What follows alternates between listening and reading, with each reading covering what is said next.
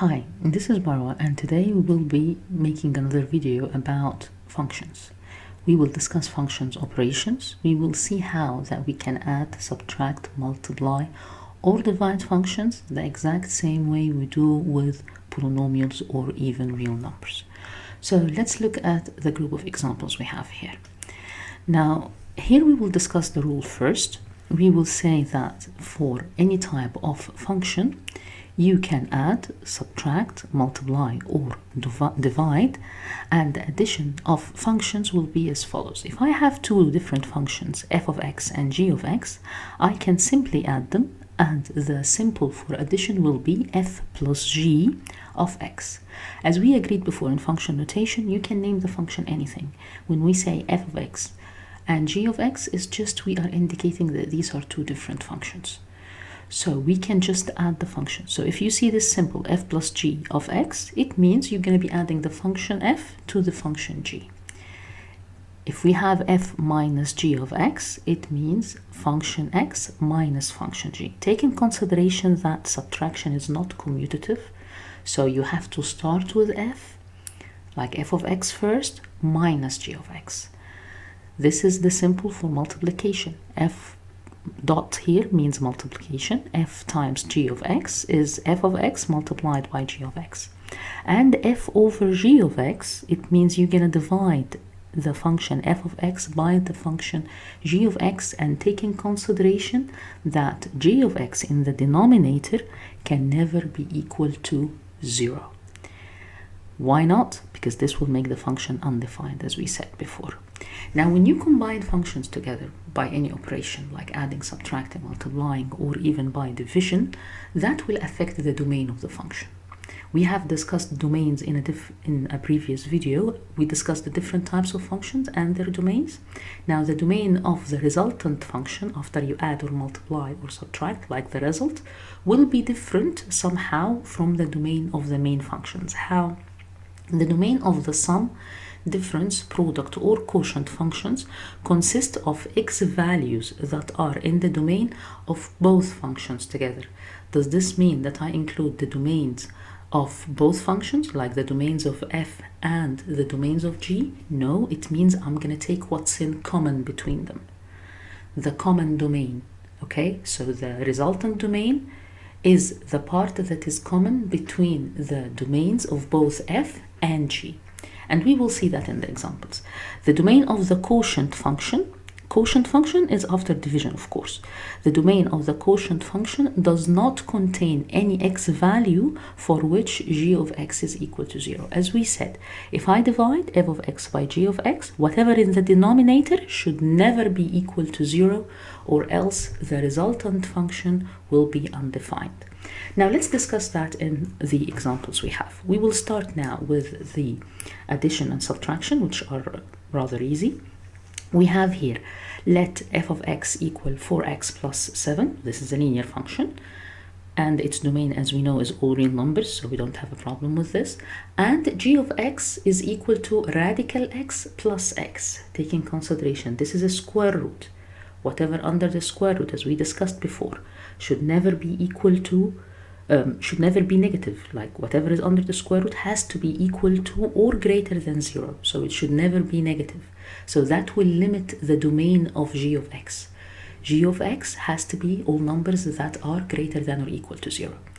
Then what are f of f plus g and f minus g? So I'm going to start with f plus g here. So I have f plus g of x.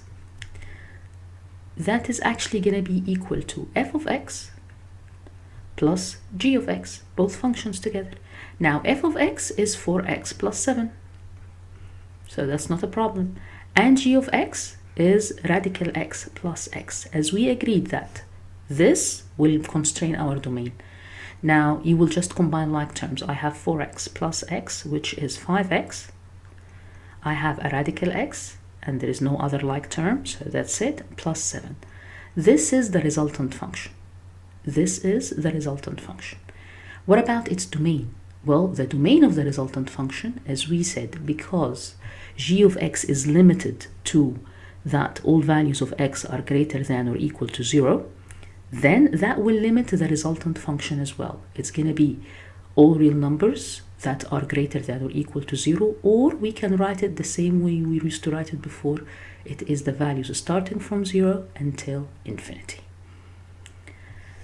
What about f minus g? Well, f minus g of x is actually easy. We can do it the same way we did f plus g. So I have f of x minus g of x. Take care it's not commutative, so I'm going to start with f. So I have 4x plus 7, and that's minus radical x plus x. Take care of that. Some students don't put the parentheses, and that will affect your operation. If you don't put parentheses here, you will not take in consideration that this x is going to be negative. I'm going to be subtracting. So if you're subtracting a function, make sure you put it in parentheses. This will make this 4x plus 7 minus radical x also minus x. I care because the negative sign is not only for the radical x, but for the negative x as well. So then when you combine this, it's going to be 4x minus x. You get 3x minus radical x, plus 7. Now the domain is exactly the same. Why is it the same? Because the g of x has restricted the domain to all values that are greater than or equal to 0. So your domain is from 0 until infinity. Okay, so this was for additional subtraction. It's not a problem if you have both of them are polynomial functions. If one of them is not a polynomial function, like this one, when you have a radical function, you know that all values under the radical has to be greater than or equal to 0. Now let's look at multiplication here. Now, when I want to multiply or divide, it's most probably the same thing. You are going to simplify normally. All you will be worried about, again, is your domain. Now, let f of x equal x squared minus 9. Well, quadratic, so I know that the domain is all real numbers. I don't have a problem. And g of x is x plus 3, linear. Again, I know that the domain is all real numbers, so apparently I don't have a problem. And now, what is f times g and f over g, and find their domain? Well, f times g of x is basically multiplying f of x by g of x. So that one shouldn't be a problem. X squared minus 9, parentheses, make sure you always have parentheses, and x plus 3, and you are going to be using distributive property. So you will get x cubed plus 3x squared by multiplying x squared by 3, then minus 9x, then negative 27. Your resultant function is a polynomial function, a cubic function, so you know that your domain, so there's no problem here. My domain is, I'm going to either write all real numbers, because it's a polynomial function, and all polynomial functions have a domain of all real numbers, or I'm going to write it as negative infinity to infinity. Both have the same meaning, okay? Now, what about if I'm dividing? Well, if I'm dividing f over g and take care of the order, it does matter and it's not commutative. F over g is going to be f of x divided by g of x. Well, f of x is x squared minus 9 and g of x is x plus 3. Polynomial divided by a polynomial. However, as we remember, we said that the denominator should never be equal to 0. So this will give me a restriction in my domain. So regardless that both of them are polynomials and there should be no restriction, when you combine them by division, they changed into a rational function. This result is a rational function. Why do I say it's a rational function? Because it has a variable in the denominator. If there is a variable in the denominator, I know it's a rational function. I worry a lot that the denominator should never be equal to 0. Why? If the denominator is equal to 0, that makes the whole function undefined. So I know that x plus 3 should not be equal to 0, which makes x should not be equal to negative 3.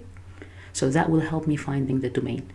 However, before I find the domain, if I look here, I'll see that I can actually simplify this. So if I want to simplify this, how? I'm going to factor. X squared minus 9 is difference between two squares that can be factored to x minus 3 and x plus 3. We know that from studying the quadratic functions. And that's divided by x plus 3. You can cancel. And your final answer is x minus 3. Although your final answer is a linear equation, the resultant is a linear equation, still you find your domain from the first step here, the step where it shows you what will be in the denominator. So don't wait until you get the final answer to find the domain. No, you will find the domain from the first step. It does not matter that it cancels when you simplify. Still, x equal to -3 will make this function undefined. So the domain for this function, as we agreed, is going to be all real numbers except the value that will make the function undefined. So it's all real numbers except the -3. Is there another way to write this? Yes. Well, it should be from -infinity to infinity. However, I'm going to exclude the -3. So it's from -infinity until -3, parentheses, which means that -3 is not included, union -3 to infinity.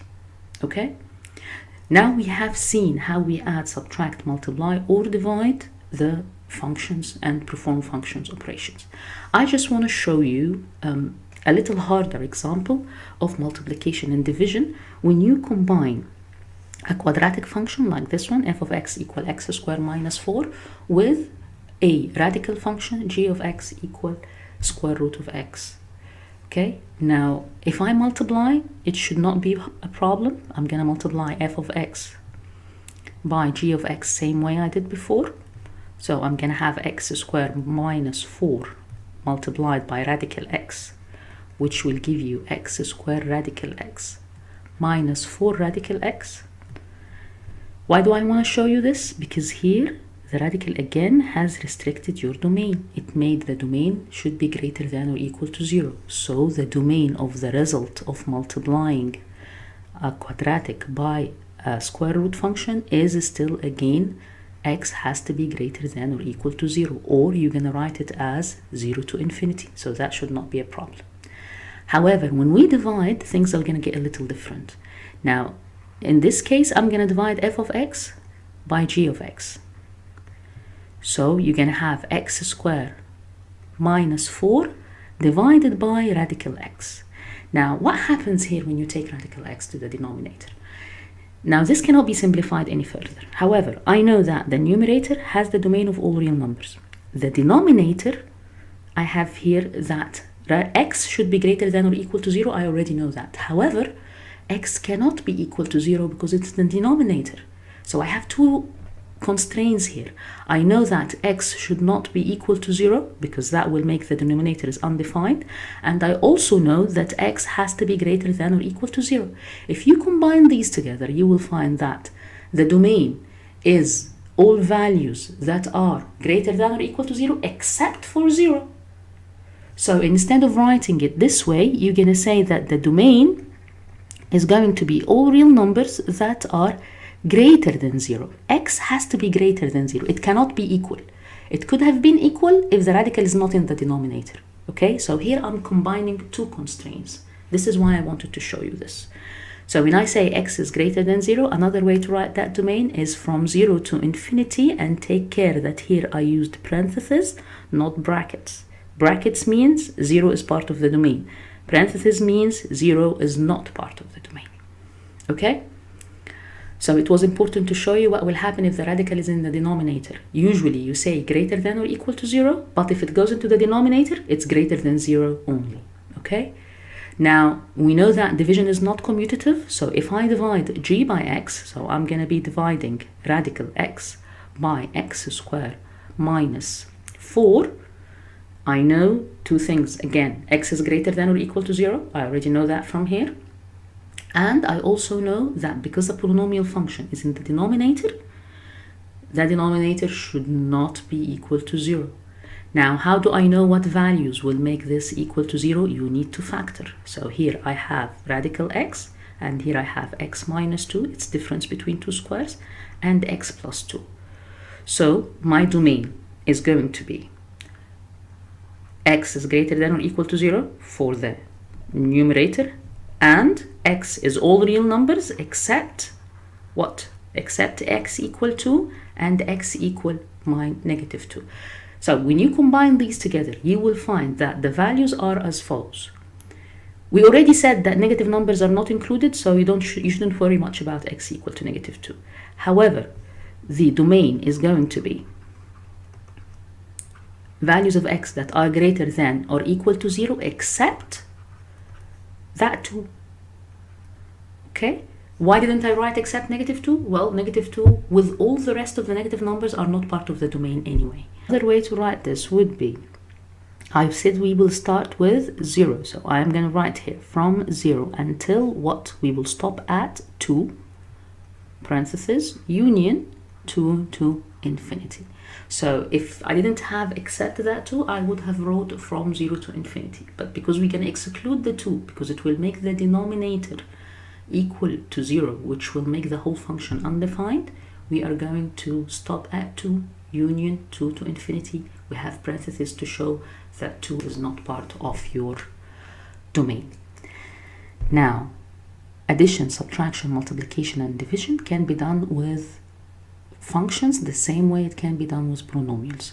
I have some practice questions for you that you can solve and write for me the solutions in the comments, and I'll tell you if they're correct or not. We will take care of two main functions that will mess up your domain.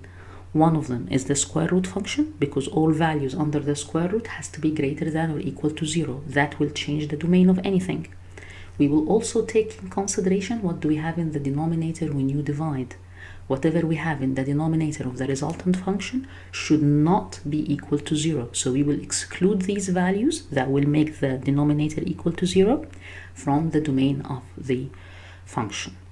I hope this has been helpful for you. Thank you so much for watching.